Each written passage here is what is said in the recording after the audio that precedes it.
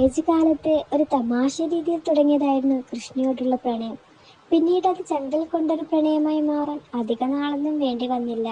ദിവസങ്ങൾ പോയിക്കൊണ്ടേയിരുന്നു. നമ്മുടെ കോളേജ് ലൈഫും അവസാനിച്ചു. അപ്പോഴേക്കും നമ്മുടെ പ്രണയം അതിന്റെ കൊടുമുടിയിൽ എത്തി നിന്നു. കോളേജ് പഠനം കഴിഞ്ഞു ഞാനൊരു ജോലിയും നേടി അവിടെ വീട്ടിൽ പോയി അന്തസ്സായി പെണ്ണ് ചോദിച്ചു. അവർക്കൊന്നും എതിർപ്പുണ്ടായിരുന്നില്ല. എല്ലാം ശരിയായി വരുമ്പോഴാണ് ജാതകം വില്ലനായി വന്നത്. ഒരിക്കലും ചേരാത്ത ജാതകമാണെന്ന് ജ്യോത്സ്യൻ വിധി മതിയല്ലോ പൂരത്തിന്. അവർക്കൊക്കെ അതിലൊക്കെ ഭയങ്കര വിശ്വാസമായിരുന്നു. മരിച്ചാലും കെട്ടിച്ചു തരില്ലെന്ന് പറഞ്ഞ് അവിടുത്തെ വല്യമ്മ ഒറ്റക്കാലിൽ സമരം തുടങ്ങി. വീട്ടുകാരും അവർക്കൊപ്പം കൊടി പിടിച്ചു. അവൾ മാത്രം ആദ്യം എതിർത്തു, പിന്നെ കെഞ്ചി നോക്കി. ഒരു ഫലവും ഉണ്ടായില്ല. പിന്നീട് നിരാഹാര സമരം ചെയ്ത് അതിലും വിജയം കണ്ടില്ല. ആത്മഹത്യാ നാടകം ചെയ്തു നോക്കി, അതും ഫ്ലോപ്പ്. നമുക്ക് രജിസ്റ്റർ വിവാഹം നടത്തിയാലോ? ഒരു സേഫ്റ്റിക്ക് വേണ്ടി.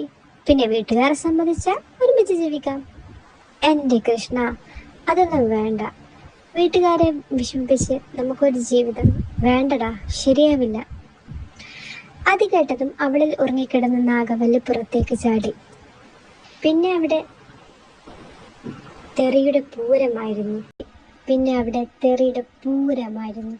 അവസാനം തെറി അവസാനിപ്പിക്കാൻ വേണ്ടി ഞാൻ ഗംഗേ എന്ന് വിളിച്ചത്.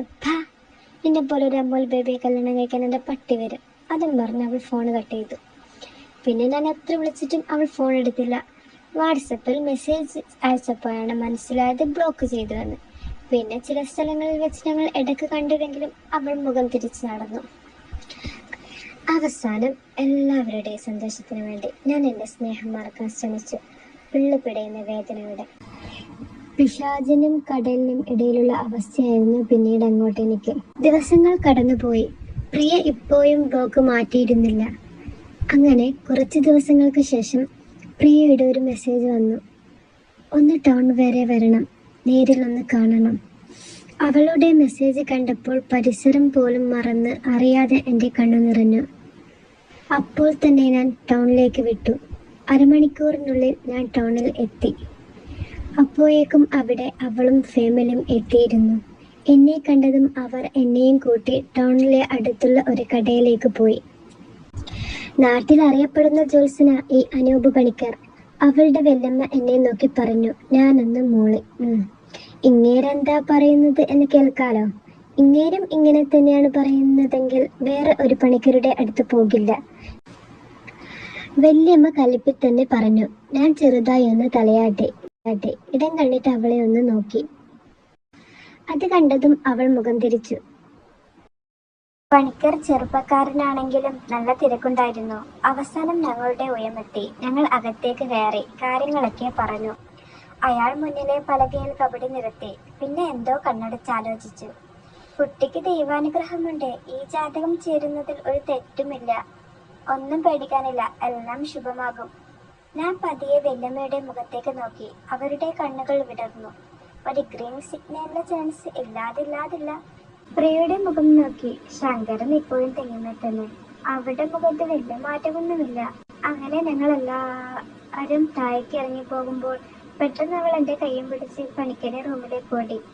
പണിക്കരെ റൂമിലെത്തിയതും എടാ മോനെ സതീശ, നീ പൊളിയാ, അവൾ പണിക്കരെ നോക്കി പറഞ്ഞപ്പോൾ ഞാൻ ഞെട്ടി പണ്ടാരമടങ്ങി. കുട്ടിപ്പിശാചെ, പതിയെ വിളിക്ക്, ആൾക്കാർ കേൾക്കും. പണിക്കരുടെ വാക്കുകൾ കേട്ടപ്പോഴാണ് എൻ്റെ കണ്ണുകൾ തള്ളിയത്. എന്താ ഇപ്പൊ ഇവിടെ നടക്കുന്നത്? എനിക്കൊന്നും മനസ്സിലായില്ല. നീ എൻ്റെ സീനിയറായത് എൻ്റെ ഭാഗ്യമാണ്. ഇല്ലെങ്കിൽ എനിക്ക് ഓർക്കാൻ കൂടി വയ്യ. എൻ്റെ ജീവിതം നീയാണ് രക്ഷപ്പെടുത്തിയത്.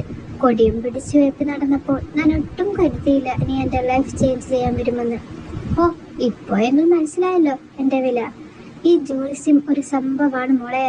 ഇത് നിനക്കൊന്നും പറഞ്ഞാൽ മനസ്സിലാവില്ല. അതും പറഞ്ഞ് പണിക്കർ ചിരിക്കാൻ തുടങ്ങി. കൂടെ അവളും.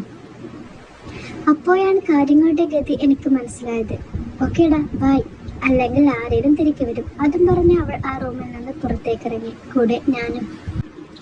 പ്രിയ, അവിടെ തന്നെ. ഇതൊക്കെ നിന്റെ പ്ലാനിങ് ആണോ? ഒരു വാക്കുപോലും പറഞ്ഞില്ലല്ലോ. അറിഞ്ഞിരുന്നെങ്കിൽ ഞാൻ കട്ടക്ക് കൂടെ നിൽക്കില്ലേ? ഞാനത് പറഞ്ഞതിനു മുന്നേ അവളുടെ കൈ എൻ്റെ കരണത്ത് പതിഞ്ഞു. എന്താ സംഭവിച്ചതെന്നറിയാതെ ഞാൻ പകച്ചുപോയി.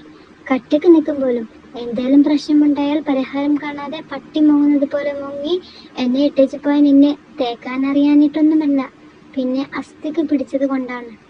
അതും പറഞ്ഞവൾ നടന്നു. കുറച്ചു ദൂരം നടന്നപ്പോൾ പെട്ടെന്ന് അവൾ എൻ്റെ അടുത്തേക്ക് ഓടി വന്നു. എനിക്ക് നന്നായി വേദനിച്ചോ? വേദനിക്കാതെ പിന്നെ?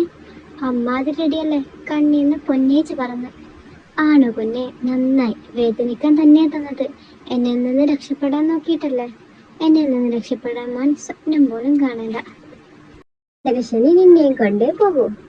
ആ, ഈശനെ എന്നെയും കൊണ്ടേ പോകുമെന്ന് എനിക്ക് ഏകദേശം ഉറപ്പായി. അപ്പൊ കല്യാണത്തിന് പകല പോട്ടെ. അമൽ ബേബി, അമൽ ബേബി എന്റെ കെട്ടുവൻ. ഇതിനൊക്കെ ഞാൻ കല്യാണശേഷം പലിശ സഹിതം തരാം. നമുക്ക് കാണാം. അതും പറഞ്ഞ് അവൾ ഓടിപ്പോയി. അവളോട് സംസാരിച്ചപ്പോൾ എന്റെ മനം സന്തോഷം കൊണ്ട് നിറയുകയായിരുന്നു. അങ്ങനെ എല്ലാവരുടെയും സമ്മതത്തോടെ ഞങ്ങളുടെ കല്യാണം കഴിഞ്ഞു.